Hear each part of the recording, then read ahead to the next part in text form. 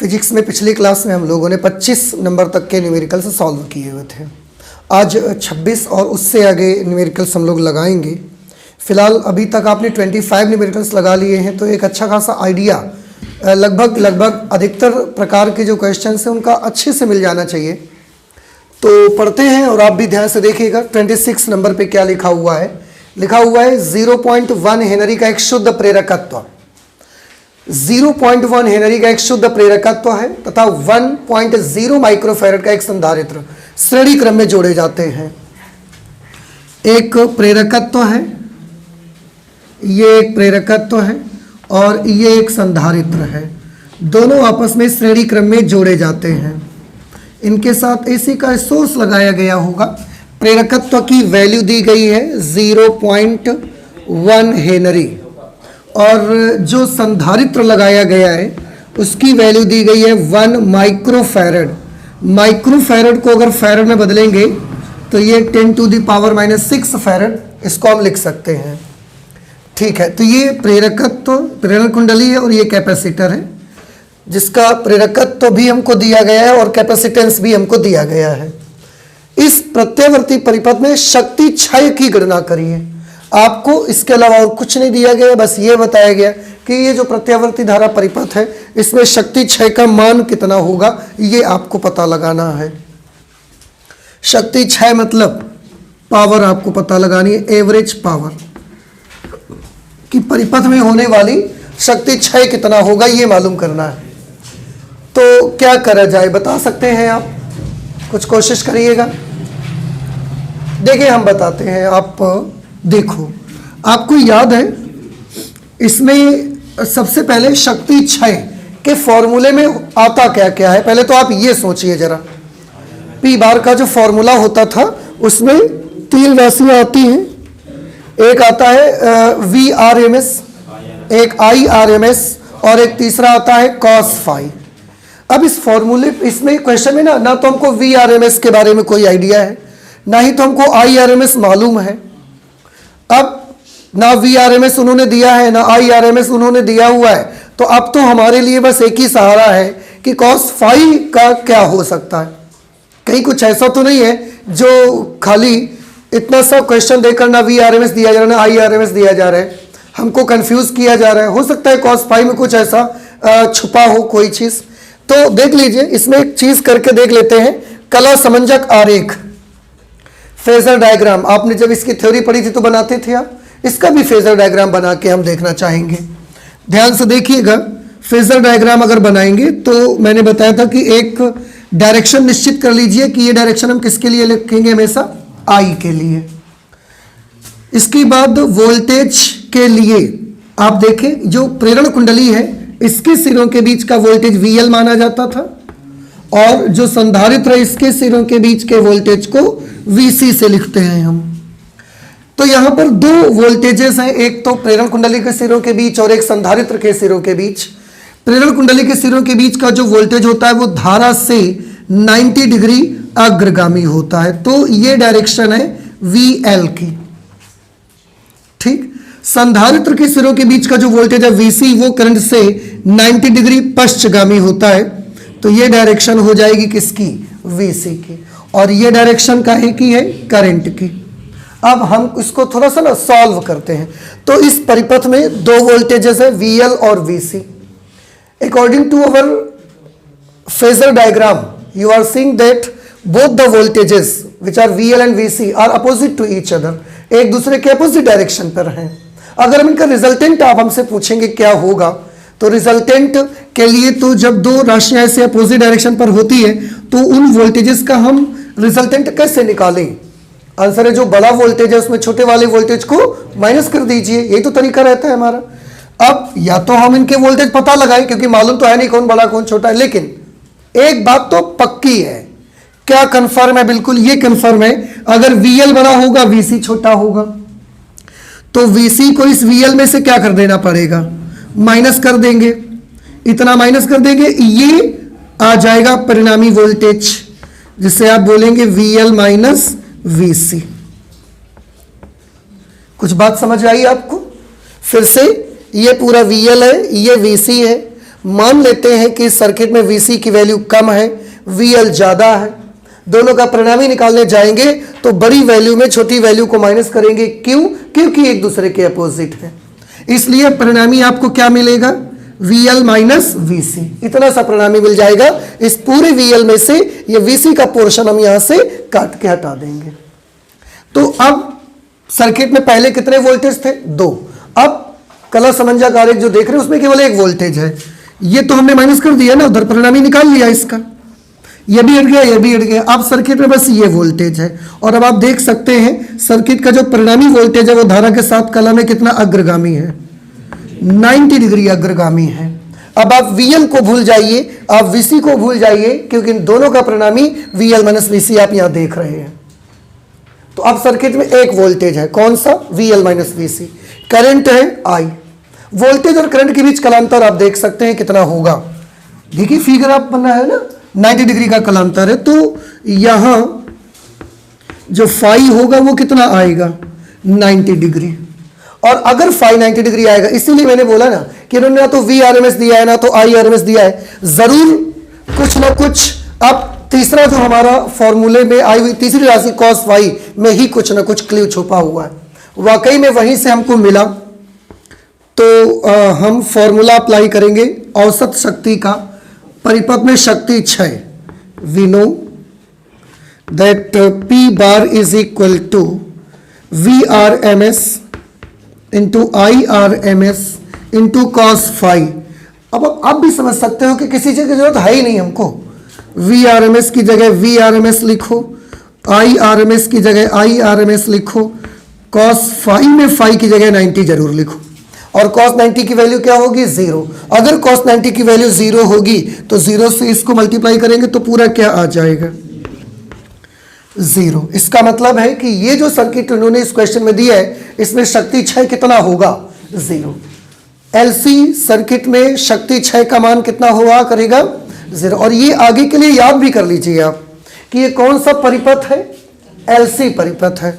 और अगर कोई प्रत्यावर्ती धारा परिपथ LC सर्किट है तो एक बात तो बिल्कुल कंफर्म है, पक्की आप याद कर लीजिए कि LC सर्किट में जो आपका औसत शक्ति हुआ करेगी या परिपथ में व्यय शक्ति हुआ करेगी वो हमेशा कितनी हुआ करेगी? 0 हुआ करेगी। समझ रहे हैं आप? तो इस तरीके से इसका आंसर हमारा क्या मिलेगा आपको? 0। अब ये बताएं क्या आप समझ पाए कि नहीं समझ पाए? भी समझ आ गया आप सभी को? ठीक है, तो बस ऐसे ही लगा देना है। 27 नंबर करते हैं, मैं पढ़ रहा हूं, आप भी ध्यान से सुनिएगा। लिखा है 0.35 हेनरी प्रेरकत्व वाली कुंडली। अब आप जिसे एक चीज पूछ सकते थे इसमें हमसे कि आपको कैसे मालूम कि VL माइनस मतलब VL ही बड़ा होगा? कोई प्रॉब्लम नहीं, अगर VC बड़ा हो जाता, ये तो हमने एक जनरल कंडीशन निकाल ली है। अगर VC बड़ा होता, VL छोटा होता तो परिणामी किधर की तरफ आ जाता? नीचे की तरफ आ जाता। उस समय कलांतर कितना होता? कलांतर उस समय भी 90 डिग्री होता। भले बस इतनी सी बात हो जाती कि अभी जो वोल्टेज धारा से 90 डिग्री अग्रगामी है फिर 90 डिग्री पश्चगामी हो जाता, बट फेज डिफरेंस 90 डिग्री ही आता वहां पर भी। तो औसत शक्ति उस समय भी कितनी होती? 0 ही आती। तो ये तो जनरल कंडीशन है कि VL, आप ये चीज याद ही कर लो। LC जो सर्किट हुआ करेगा प्रत्यावर्ती धारा का, LC परिपथ, उसमें पहली बात तो एक चीज ये याद कर लो कि वोल्टेज और धारा के बीच कलांतर हमेशा कितना रहेगा? 90 डिग्री। दूसरा, LC सर्किट में शक्ति व्यय कितना हुआ करेगा? 0। आगे से कभी भी LC सर्किट, केवल LC सर्किट मिलता है, R नहीं है उस पर, तो ही ये हो सकता है। ठीक है, और भी ये कंडीशन आ सकती है। कौन सा सर्किट में आ सकती है ये कंडीशन आपके? जिसमें शुद्ध धारिता होगी, उसमें भी ये कंडीशन आएगी। क्योंकि शुद्ध धारिता वाला जो प्रत्यावर्ती धारा परिपथ होता है ना, शुद्ध धारिता वाला प्रत्यावर्ती धारा परिपथ, उसमें वोल्टेज धारा से 90 डिग्री पश्चगामी होता है। भले पश्चगामी है, अग्रगामी है, पर कलांतर तो 90 डिग्री है ना। तो शुद्ध धारिता वाला प्रत्यावर्ती धारा परिपथ में भी कलांतर 90 डिग्री होगा और उस परिपथ में भी औसत शक्ति या शक्ति व्यय कितना आया करेगा? 0।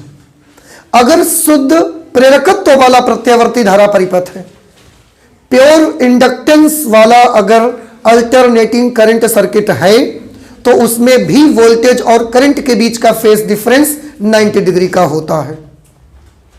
फेज डिफरेंस 90 डिग्री है, it means power consumed in the circuit will be again zero, फिर से जीरो हो जाएगा। तो तीन प्रकार के सर्किट तो कंफर्म है जिनमें कलांतर 90 डिग्री आएगा और पावर कंज्यूम्ड जीरो हुआ करेगी। कौन कौन सा? एक सर्किट होगा प्योर इंडक्टेंस वाला सर्किट, शुद्ध प्रेरकत्व वाला प्रत्यावर्ती धारा परिपथ। दूसरा प्योर कैपेसिटेंस वाला, शुद्ध धारिता वाला प्रत्यावर्ती धारा परिपथ।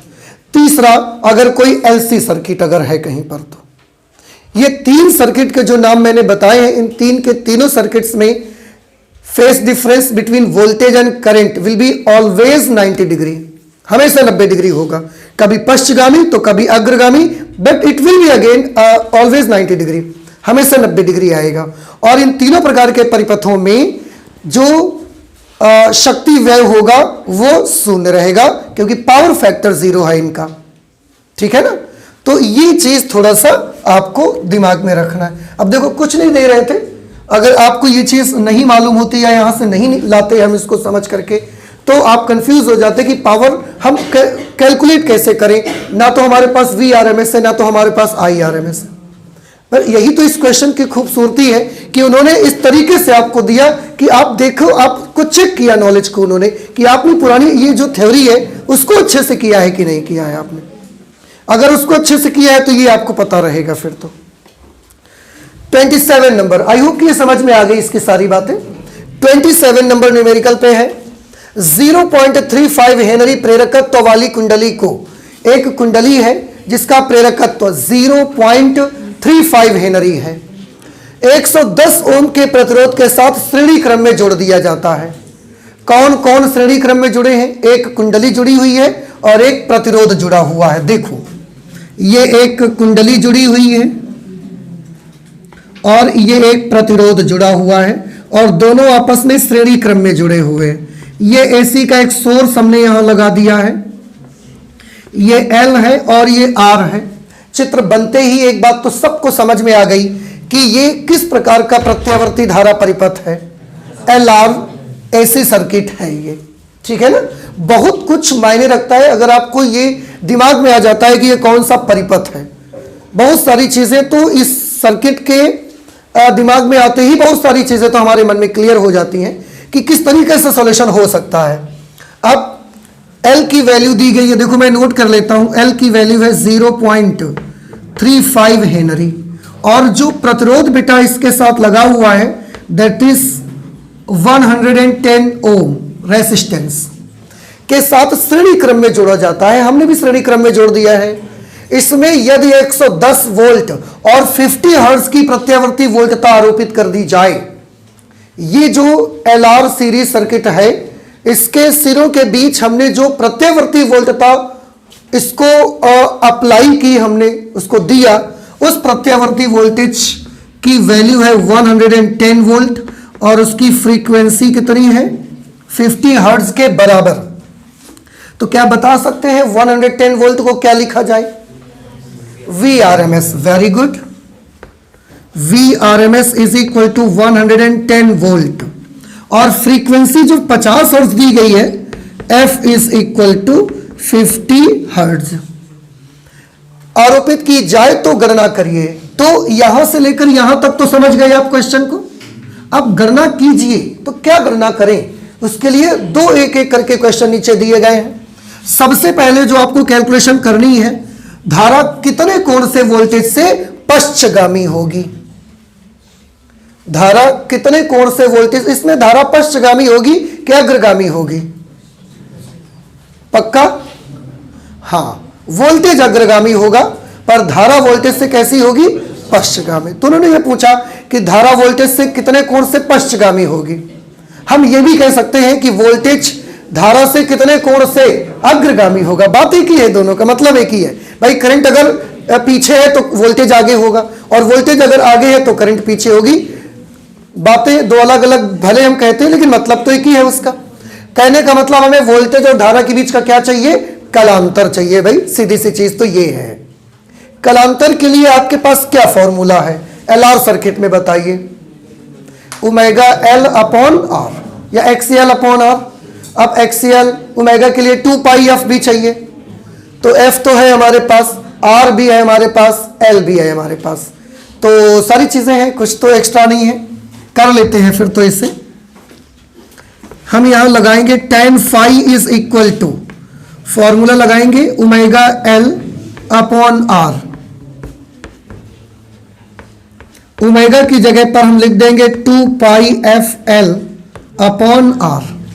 ओमेगा की जगह 2 पाई एफ लिख देंगे, L upon R. tan phi is equal to, देखिए कैलकुलेशन करते हैं, 2 की जगह 2, पाई बीटा लिख देंगे 3.14।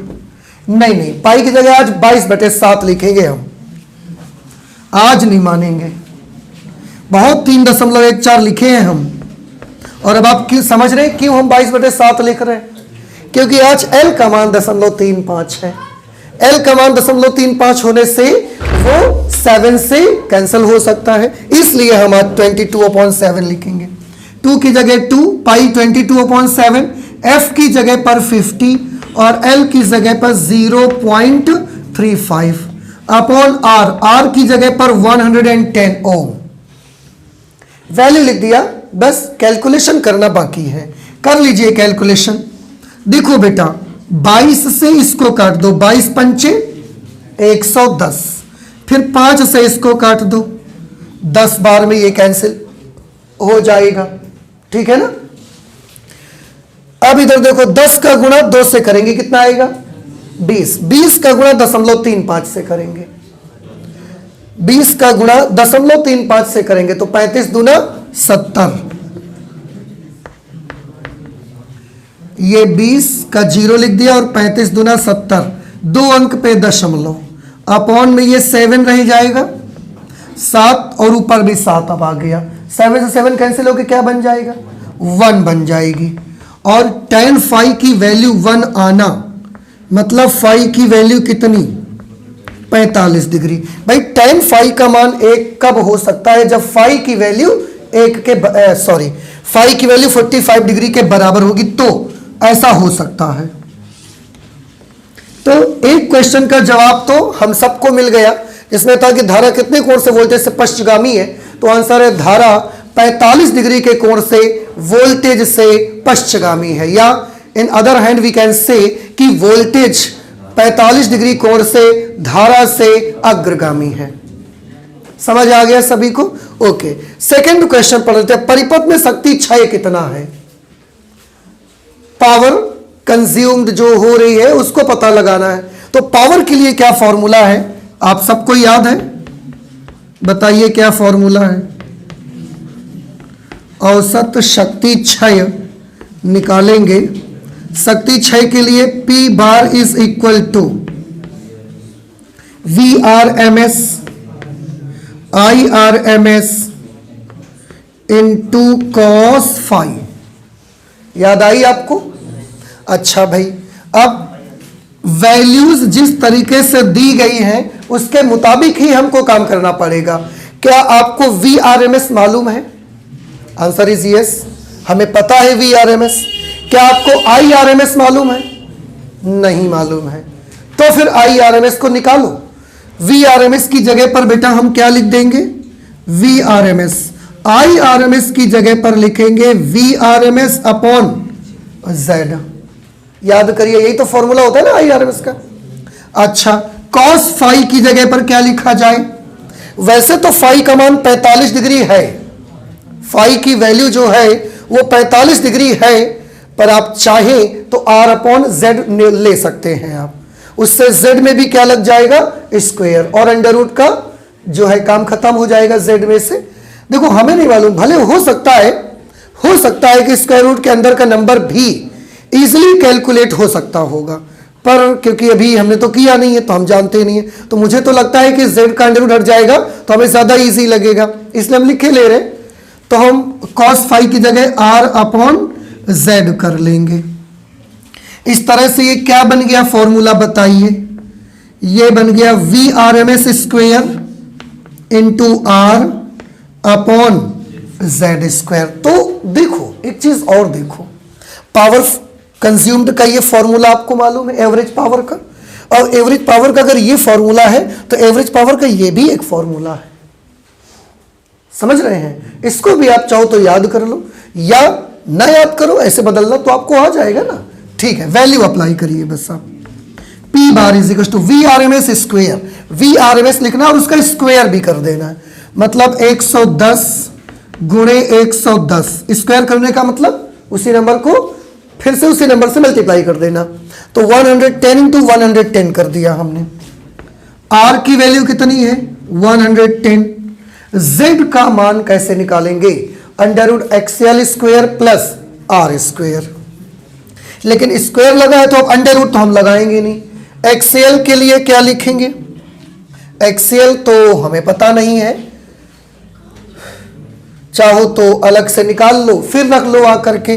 देखो बउआ, यहां पर हम निकाले दे रहे हैं, पर याद रखिएगा ये जो XL निकाल रहे हैं वो उस क्वेश्चन के लिए है, ठीक है ना, इसको याद रखिएगा। XL की वैल्यू क्या होगी? 2πfl। वैसे हालांकि इसको हमने यहां सॉल्व किया है, पर अगर थोड़ी सी समझ में आ जाए कि 2πfl ऊपर है, R छोड़ दीजिए तो ये पूरा XL ही है। चलो हटाओ, हम निकाल ही दे रहे हैं अब तो। 2 की जगह 22/7, F की जगह पर 50, L की जगह 0.35। थोड़ा ध्यान से देखिएगा गौर से। 50 का गुणा 2 से किया, कितना बना? 100। ये 100 ने इसके दोनों अंक का दशमलव निगल लिया, खत्म हो गया।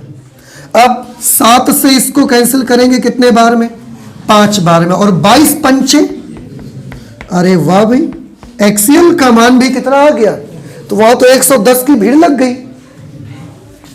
XL का मान 110 आया। फिलहाल हमको तो Z यूज करना। अच्छा, और Z के लिए क्या फॉर्मूला लगेगा? √XL square plus R square. बउआ हो, देखो बेटा, XL स्क्वायर मतलब 110 स्क्वायर, R स्क्वायर मतलब 110 स्क्वायर, और हम तो कहते हैं कि Z स्क्वायर ही सीधे निकालो, तो अंडर रूट भी हटाओ फिर इसका, क्योंकि वहां सीधे Z स्क्वायर ही तो रखना है हमको, तो स्क्वायर रूट भी हट जाएगा। अब ये XL square plus R square, यानी कि 110 स्क्वायर प्लस 110 स्क्वायर, ये मिलके कितना हो जाएगा? 110 स्क्वायर।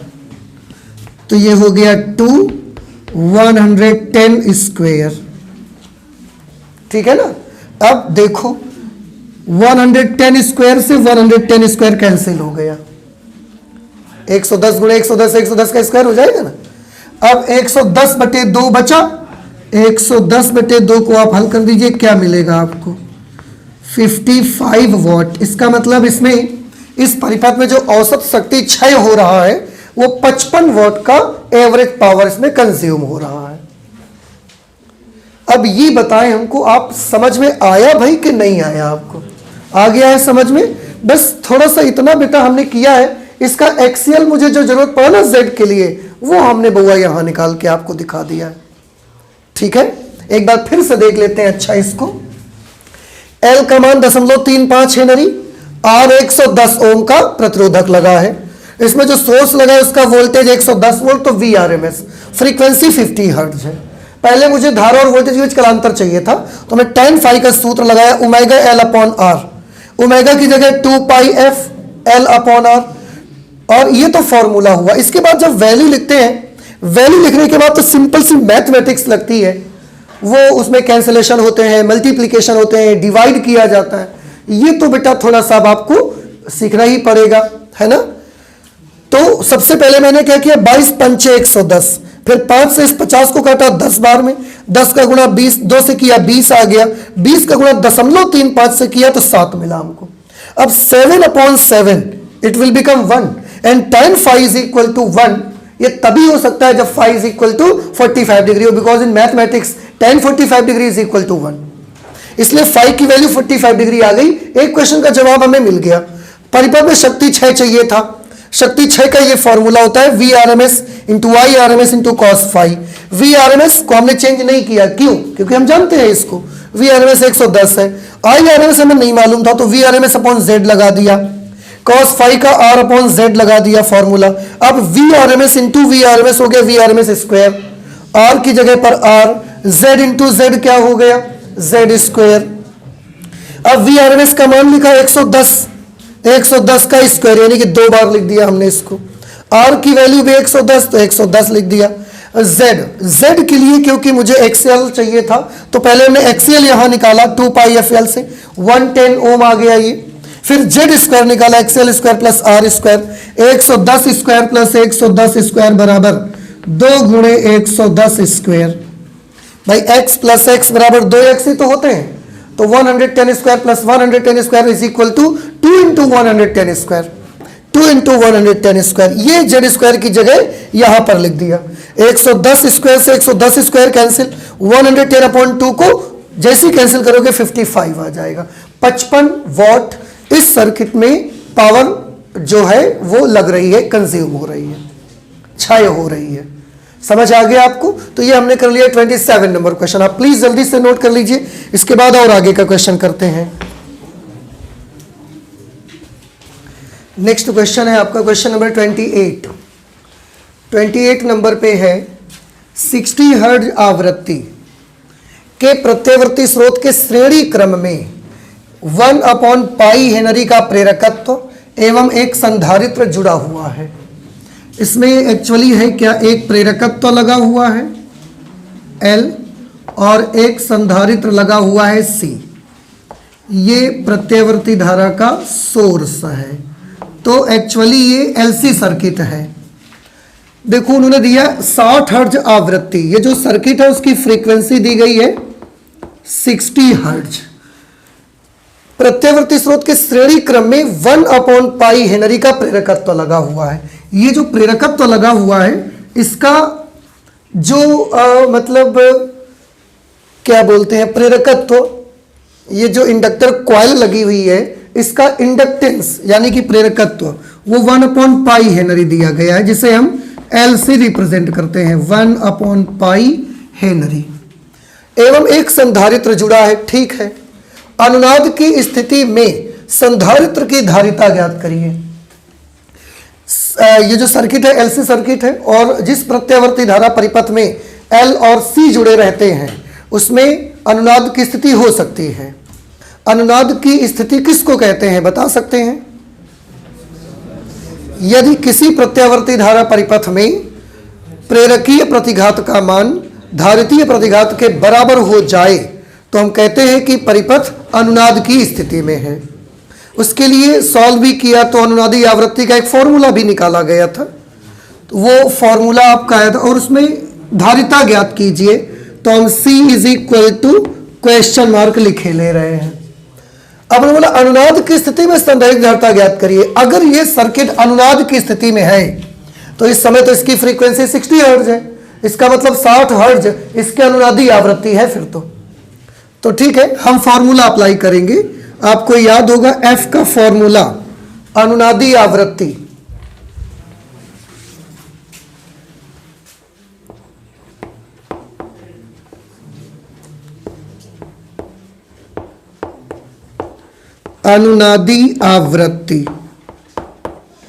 अनुनादी आवृत्ति F का फॉर्मूला होता है 1 upon 2 pi under root LC। देखिए ये पहला क्वेश्चन है, 27 क्वेश्चन लगने के बाद 28वें नंबर क्वेश्चन पर हमें ये ऐसा पहला क्वेश्चन इसमें अनुनादी आवृत्ति का फॉर्मूला इस्तेमाल करने का मौका मिल रहा है हमको। आपको सॉल्व करके यहां से ना F नहीं निकालना है, आपको एक्चुअली C निकालना है सॉल्व करके। तो आप एक काम कर दो, दोनों पक्षों का पहले तो वर्ग कर दो, आप दोनों पक्षों का वर्ग कर दीजिए, तो ये हो जाएगा F square is equal to 1 upon 4 pi square L into C। हमको C चाहिए तो C इधर ले आप, F स्क्वायर उधर भेज दीजिए। C इज इक्वल टू हो जाएगा 1 upon 4 pi square L into F। C की जगह पर F आ जाए, F स्क्वायर, ये F का स्क्वायर आएगा यहाँ पर। अब वैल्यू अप्लाई कर दें आप और कैलकुलेट कर लीजिए 1 अपॉन 4 पाई स्क्वायर, 4 की जगह पर 4 लिखा, पाई स्क्वायर, पाई स्क्वायर को पाई स्क्वायर लिखा रहने दीजिए, ठीक है। पाई स्क्वायर को पाई स्क्वायर लिखा रहने दीजिए। L की जगह पर हम क्या लिखेंगे? 1 अपॉन पाई, तो ये 1 अपॉन पाई लिख दिया। 4 पाई स्क्वायर, एल की जगह 1 upon pi, F square, F की वैल्यू 60 है, स्क्वायर कर देंगे तो बेटा ये 3600 हो जाएगा। तब तक यहां देखिए पाई से इसका एक पाई कैंसल हो जाएगा। C इज इक्वल टू, ठीक है, 1 अपॉन 4 की जगह पर 4, पाई की एक पाई बचा ना, उसको आप लिख सकते हो 22 अपॉन 7। नहीं समझ में आया? 4 लिखा, पाई की जगह 22 अपॉन 7, 22 अपॉन 7 ये पलट के ऊपर आ गया, देखो ये लिख दिया, इंटू 3600। अब इसे और कैलकुलेट कर लीजिए। C इज इक्वल टू, ये 7 अपॉन, इसको आप सॉल्व करेंगे अगर, पहले हम इसको इससे मल्टीप्लाई करवा लेते हैं, तो 22 छक्का 132, हाथ से लगे 13, 22 तिया 66 और 13 79, 66 10 76 और 3 79। फिर से देखो, 00 22 छक्का 132, हाथ से लगे 13 और 22 तिया 66 और 13 79, और यहाँ पर ये 4 भी तो आएगा, बना रहने दीजिए 4। हम एक काम करते हैं, ये C आपको याद होगा, धारिता का जो मात्रक हम लोग अधिकतर धारिता को रिप्रेजेंट करते हैं वो माइक्रो फैरड में लिखते हैं।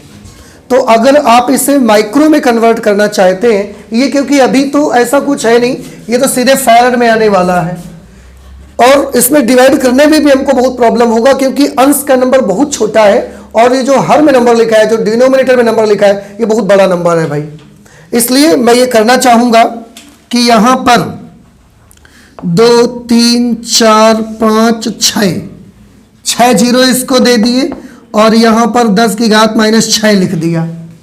देखो 10 टू द पावर -6 और 10 टू द पावर +6, आप जब चाहेंगे 10 की घात 6 गुणे 10 की घात -6, 10 की घात 0 बन के 1 बन जाएगा।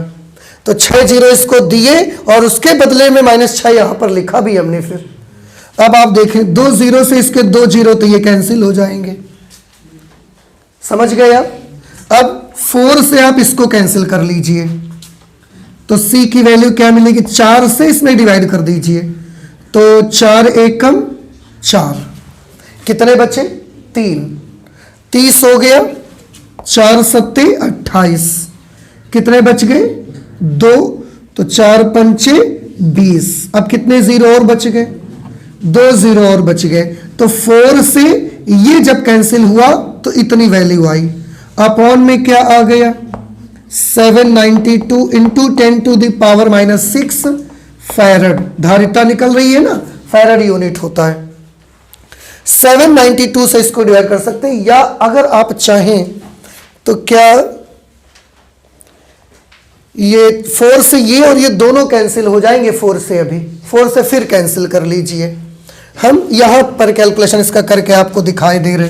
4 से इसको कैंसिल करो, 4 1 जार 4, कितने बच गए 3, 37 हो गया, 4 9 जार 36, 1 बचा, 4 3 जार 12,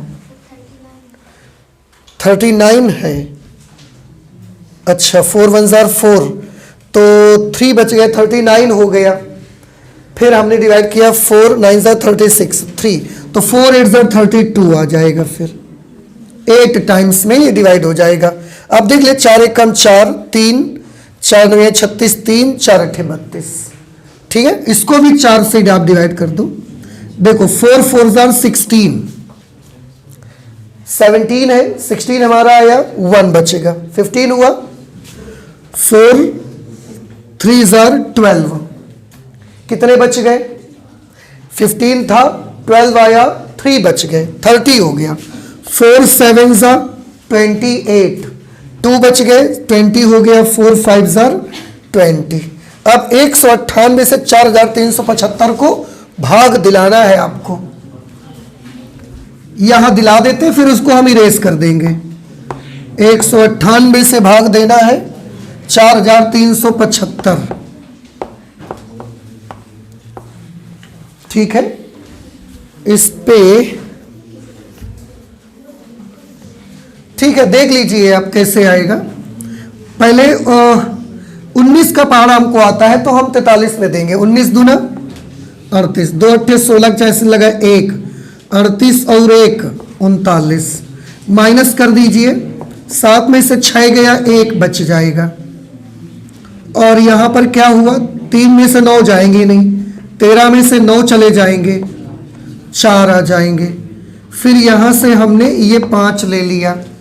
अब फिर भाग दीजिए तो 19 दूना 38, 19 तियाँ बड़ा हो जाएगा, फिर 2 बार चला जाएगा तो 2 अट्ठे 16 से लगा 1, 19 दूना 38, दूनी 18 1 19 और 2 1 कम 2 1 3, 15 में से 6 चले गए 9, यहाँ पर क्या बच गया 0, 10 में से 9 गया 1। ठीक है, अब दशमलव लगा के 0 बढ़ाएंगे। अब 198, ये 190 है तो यहाँ पर 0 टाइम्स चला जाएगा भाग, क्योंकि ये नंबर छोटा पड़ रहा है इससे अभी। अब दशमलव 1 0 और बढ़ा देंगे, अब तो मेरे ख्याल से 9 टाइम्स भी चले जाना चाहिए। कुल मिला के 22.09 के आसपास अगर आ रहा है तो सीधे सीधे बउआ ध्यान से देखो, 198 से इसको डिवाइड करने से करीब करीब ये आंसर आ रहा है 22। छोड़ दो पीछे वाला नंबर, क्योंकि 0.09 बड़ा छोटा नंबर है, उसको छोड़ दीजिए। 22 आप केवल इसको लिखिए। और ये क्या है देखो, 10 की घात -6 फैरेड, 10 की घात -6 फैरेड को क्या लिख सकते हैं, माइक्रोफैरेड। तो 22 माइक्रोफैरेड ये कैपेसिटेंस का मान निकल करके आ जाएगा और आंसर भी आपका 22 माइक्रोफैरेड दिया जा रहा है। अब बताएं समझ में आया कि नहीं आया। कैलकुलेशन है थोड़ा सा, पर वो कैलकुलेशन वही वाला है ना, वो बस डिवाइड करना है, कहीं मल्टीप्लाई करना है, कहीं कैंसिलेशन करने हैं, यही वाला कैलकुलेशन आपका है। तो ये थोड़ा सा आप सीखिए, इसमें तो आपको माहिर होना चाहिए, नहीं तो न्यूमेरिकल्स में बहुत वक्त खर्च होगा फिर आपका। हाँ जी, समझ आ गया सभी को। ये हटा दें इसको, मतलब इसको नहीं, इसको हटाएंगे हम। ये डिवाइड करने का पार्ट है, ये आप कर सकते हो। चलिए अब अगला न्यूमेरिकल आ जाते हैं 29 नंबर पे। लिखा हुआ है किसी रेडियो स्टेशन से 300 मीटर तरंग दैर्ध्य वाली तरंगे प्रसारित की जा रही है। एक रेडियो का स्टेशन है, वहां से तरंगों को भेजा जा रहा है। आपने पढ़ा था ट्रांसमीटर और रिसीवर, जहां से तरंगे भेजी जाती हैं, ट्रांसमिट की जाती है, उसे ट्रांसमीटर कहते हैं, और जहां पर वेव्स को हम रिसीव करते हैं उसे हम रिसीवर कहते हैं। जैसे रेडियो, हमारे पास जो रेडियो होते हैं, आपके पास जो रेडियो है वो ट्रांसमीटर है कि रिसीवर है, वो रिसीवर है। ट्रांसमिट की जाती है दूसरी जगह से, हम तरंगों को सिर्फ यहाँ रिसीव करते हैं बस। तो किसी रेडियो स्टेशन से 300 मीटर तरंग दैर्ध्य वाली तरंगे प्रसारित की जा रही है। मतलब वहां से जो स्टेशन है ना, वो तरंगों को जो निकालता है, तरंगों को भेजता है, उनकी तरंग दैर्ध्य कितनी रखता है, वो 300 मीटर की तरंग दैर्ध्य की तरंगे वो ऐसे ट्रांसमिट कर रहा है। तरंगों की तरंग दैर्ध्य दी गई है 300 मीटर। आप चाहें तो इसको 3 × 10⁻² मीटर भी तो लिख सकते हैं बेटा। अच्छा, आगे किसी रेडियो रिसीवर, अब ये तरंगे जब निकली ट्रांसमीटर से और किसी रिसीवर तक पहुंची, रेडियो रिसीवर के अनुनादी परिपथ में, रेडियो रिसीवर में एक एलसी दोलन लगा रहता है, एलसी ऑसिलेशन का सर्किट लगा रहता है, उसमें जब ये पहुंचती है तो उस परिपथ में 10⁻⁻8 हेनरी प्रेरकत्व की कुंडली लगी हुई है पहले तो रिसीवर में। तो एल की वैल्यू कितनी है, 10⁻8 हेनरी। अच्छा, कुंडली लगी हुई है। अनुनादी परिपथ के लिए मतलब स्टेशन से जो तरंगे भेजी जा रही हैं, उन तरंगों के साथ हमारा जो रिसीवर है रेडियो का, वो रिसीवर उन तरंगों के साथ अनुनाद करे। अनुनाद करे मतलब हमारे रेडियो की फ्रीक्वेंसी आने वाली तरंगों की फ्रीक्वेंसी के बराबर हो जाए। अनुनादी परिपथ के लिए आवश्यक संधारित्र की धारिता परिकलित कीजिए। आपको ये पता लगाना है, फिर से मैं आपको याद दिला दूं, हमारे जो रेडियो रिसीवर होता है उसमें, उसके अंदर एक एलसी सर्किट लगा होता है। उस एलसी सर्किट का एल तो बता दिया उन्होंने हमको, पर उस एलसी सर्किट का सी अभी तक नहीं बताया गया। और वो सी ही आपसे पूछा गया है कि हम कितनी वैल्यू के कैपेसिटर उस पर लगाएं ताकि जो तरंगे हमको वहां से भेजी जा रही हैं ट्रांसमीटर से, वो तरंगे की फ्रीक्वेंसी और हमारे रेडियो रिसीवर की फ्रीक्वेंसी आपस में मैच हो जाए और करंट मैक्सिमम हो जाएगी, फिर वो स्टेशन हम सुन पाएंगे। संधारित्र की धारिता परिकलित कीजिए। प्रकाश की चाल आपको दी गई है। बउआ देखो, ये धारिता के लिए यूज हुआ है। प्रकाश की चाल को आप चाहो तो सी मत लिखो, आज वी लिख लो, कल से फिर सी लिख लेना। कैसे? नहीं तो एक सी धारिता का और एक सी स्पीड ऑफ लाइट का, फिर आपको ये कंफ्यूज कर देगा। तो अगर आपको लगे नहीं नहीं हम कंफ्यूज नहीं होंगे तो आप बेशक सी लिख लीजिए, नहीं तो हम तो कहते हैं थोड़ी देर का काम है यार, वी मान लो इसको। 3 × 10⁸ मीटर पर second and this is the speed of light. ठीक है, अब हमको C की वैल्यू चाहिए। C की वैल्यू चाहिए तो लगाना तो यही फॉर्मूला चाहिए हमको, फिर 1/4 π² LF²। पर प्रॉब्लम यह है कि इसमें F नहीं मालूम हमको इस फॉर्मूले पे। देखो पाई हम जानते हैं, L हमको दे दिया गया है, F नहीं दिया गया कहीं हमको, तो F आप निकाल लो। फ्रीक्वेंसी का फॉर्मूला क्या होता है? आवृत्ति का हम जानते हैं कि F = V/λ। याद करिए, C बराबर न्यू लैम्डा होता था या V बराबर लैम्डा इंटू F, तरंग दैर्ध्य गुणे आवृत्ति। तो F = V है 3 × 10⁸ which is speed of light, and lambda जो तरंगे ट्रांसमीटर से ट्रांसमिट की जा रही उनकी वेवलेंथ है 300 मीटर या 3 × 10⁻² मीटर। सॉल्व करेंगे, 3 से 3 कैंसल हो जाएगा। F की वैल्यू कितनी आ जाएगी? 10⁶ हर्ट्ज। ठीक है ना, ये F का मान निकल करके आ गया। F की ही प्रॉब्लम थी आपको और F मिल गया तो अब तो कोई प्रॉब्लम है नहीं। अब धारिता के लिए आप फॉर्मूला अप्लाई कर दीजिए। अब हम फॉर्मूला अप्लाई करेंगे, C = 1/4 π² L × F²। चलिए अब वैल्यू लिखना शुरू करिए इस पे। 1/4 की जगह पर 4, इस बार तो पाई के पदों में कुछ है नहीं तो पाई का मान लिखना पड़ेगा आपको। π², मैं आपको बताऊं कि पाई की वैल्यू 3.14 है और π² की वैल्यू आई थिंक 9.86 के आसपास आया करती है। तो π² का सीधे मान आप लिख दो 9.86। ठीक है, ये π² की वैल्यू, पाई का मान 3.14 और π² की वैल्यू 9.86। L की जगह पर क्या लिखेंगे? L की जगह पर 10⁻⁻8। अच्छा, F², बेटा F है 10⁻6, आप स्क्वायर करेंगे तो क्या मिलेगा आपको? 10⁻12। नहीं समझ में आई बात? अच्छा भाई, इसके बाद और सॉल्व करो इसको। देखो बेटा, 2 अंक पे दशमलव है, हटाओ 2 0 बढ़ाओ। ठीक है, और तब तक इस 4 से इसको कैंसिल करवाओ, 25 टाइम्स में ये कैंसिल हो जाएगा। अभी क्या बच गया? 25 इंटू, थोड़ा सा ध्यान दे सभी बच्चे, 10⁻12 है ये और ये 10⁻−8 है। 10⁻12 इंटू 10⁻−8 क्या बचा?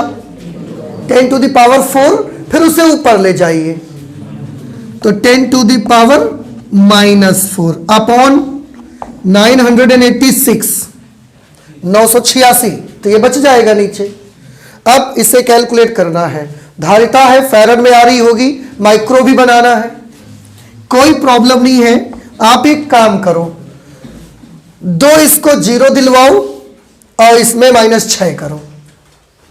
अरे इसके 2 0 ले लो, मतलब इसके 2 0 माइनस कर दो और इसके बढ़ा दो, तो ये क्या बन जाएगा? आपको क्या दिख जाएगा? ये C = ये हो जाएगा 2500 अपॉन 986 इंटू 10⁻⁻6 फैरड। देखो बेटा, समझ आया कि नहीं आया?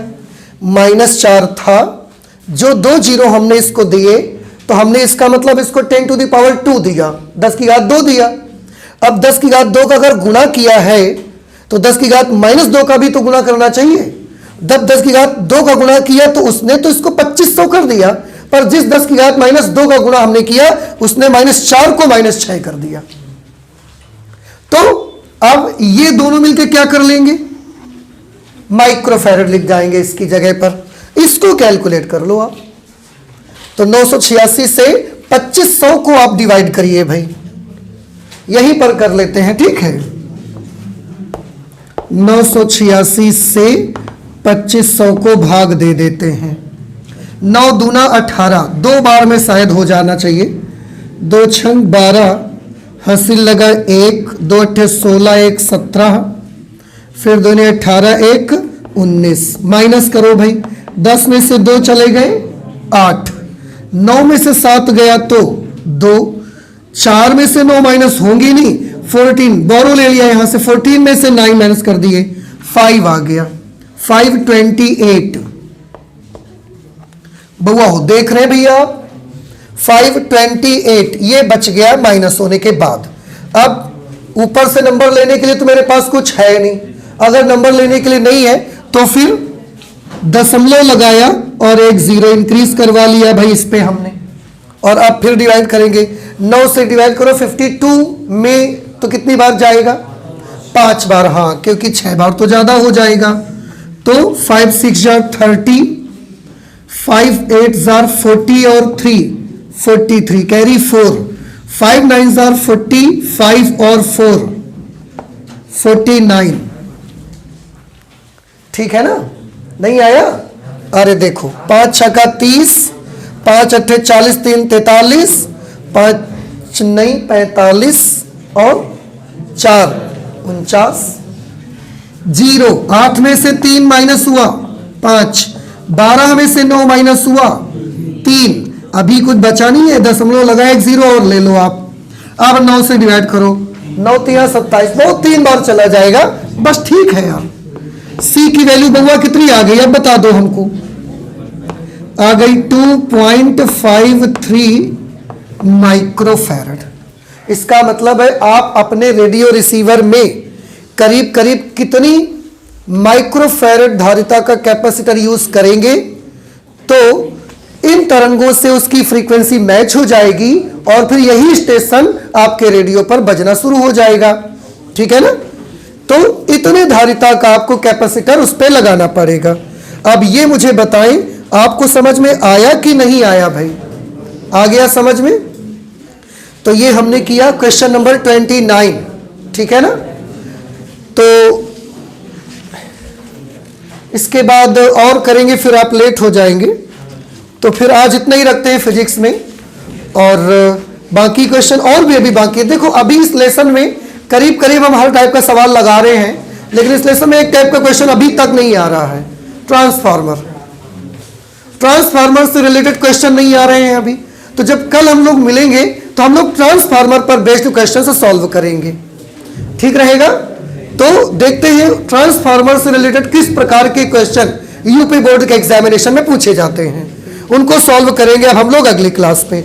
ये बताइए, ये जो न्यूमेरिकल आप लगा रहे हो 29 न्यूमेरिकल आप लगा चुके हो अल्टरनेटिंग करंट लेसन से, और सारे के सारे ऐसे न्यूमेरिकल हैं जो यूपी बोर्ड के एग्जामिनेशन में कभी ना कभी पूछे गए हैं, ठीक है। आप अगर अनसॉल्व उठा के देखेंगे तो कहीं ना कहीं किसी ना किसी ईयर में वो क्वेश्चन आपको जरूर मिल जाएगा।